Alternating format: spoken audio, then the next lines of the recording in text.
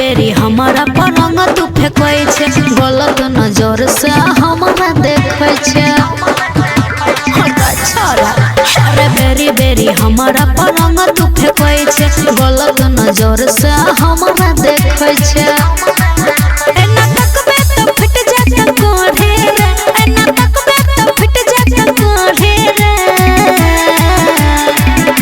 तकानी रंग दगे गोरकी की रे तू अपन फुलहा कटोरी गे तकानी रंग दगे गोरकी तू अपन फुलहा कटोरी गे तकानी रंग दगे छौरी तू अपन कटोरी वाला ढोरी गे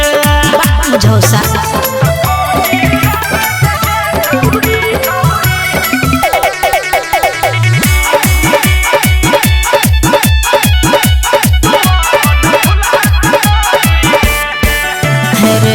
एनी होनी के नहीं बुझी है जब तोरा छोड़ रे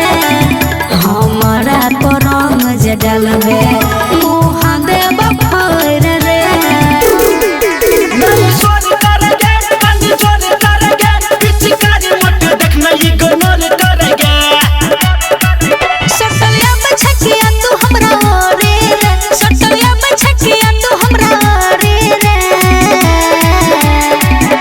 तकानी रंग दगे गोरकी तू अपन फुलहा कटोरी गे तकानी रंग दगे गोरकी तू अपन फुलहा कटोरी गे तकानी रंग दगे छौरी तू अपन कटोरी वाला ढोरी गे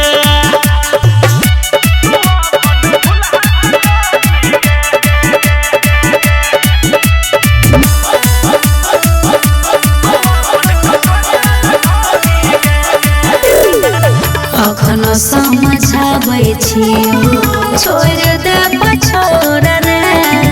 नहीं त ढोली रंग चक्कर में टूट जेत